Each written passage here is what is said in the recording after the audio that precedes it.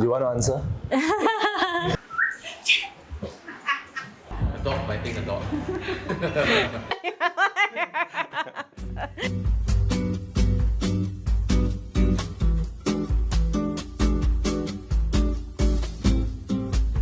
Hi, I'm Stephanie. This is my husband, HQ. Hanchen, hi. We have a cat here with us. His name is Naughty. He's turning 3 in August. So my name is Edna and this is Sassy Jackie. Little Sassy Jackie.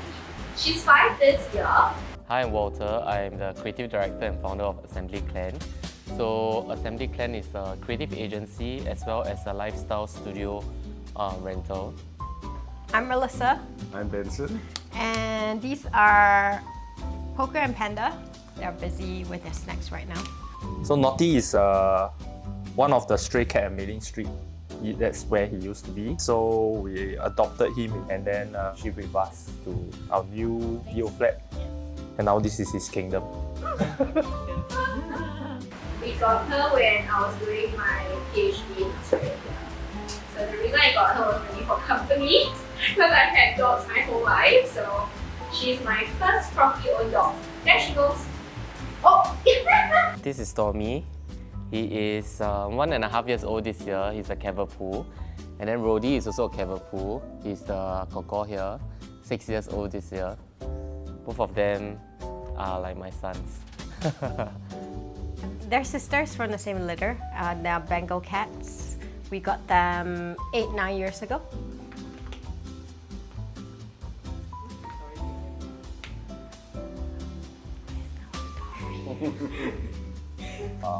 Scratch resistant Scratch resistant. We scratch up the furniture. to actually cater to his needs and so that we don't have to change our furniture every year. Yeah.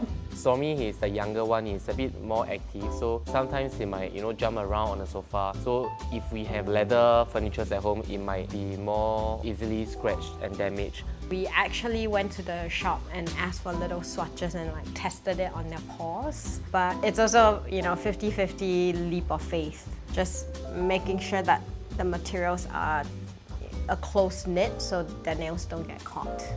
Functionality, that's for sure. It's like function. It has to fit the theme of the house. So if you look around, there's a lot of grays, a lot of blacks, people want to do it.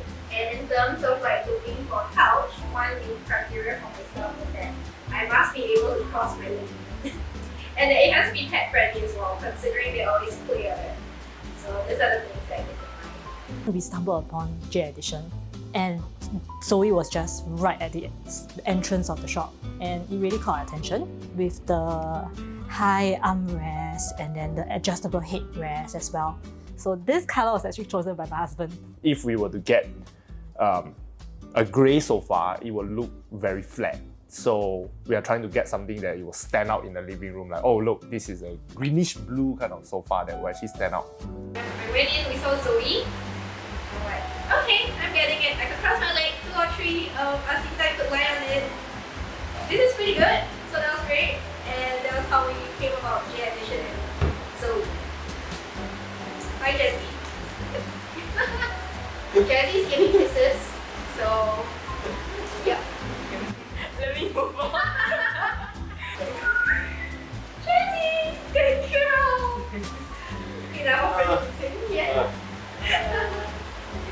So I usually prefer to get this kind of material like fabric and in neutral tones. So I try not to go for pure white, also because sometimes I feel, after their meals, they jump on the sofa, it might get dirty, or after walks, if they don't want to clean their paws at the doorstep and go and run around in the whole house, then there'll be a mess. We're driven primarily by our aesthetic. So there's a color theme that we wanted to keep to, and then we wanted to bring in textures. So as you can see, it's very calm and white, and the different textures bring out different elements or gives it a different element to the decor. The most important is that they did not destroy the furniture. You can see the other bed that it's all mainly scratched by Poker and Panda. I think it has been pretty good, especially for the first week when Naughty was here with us, because it's a new environment for him.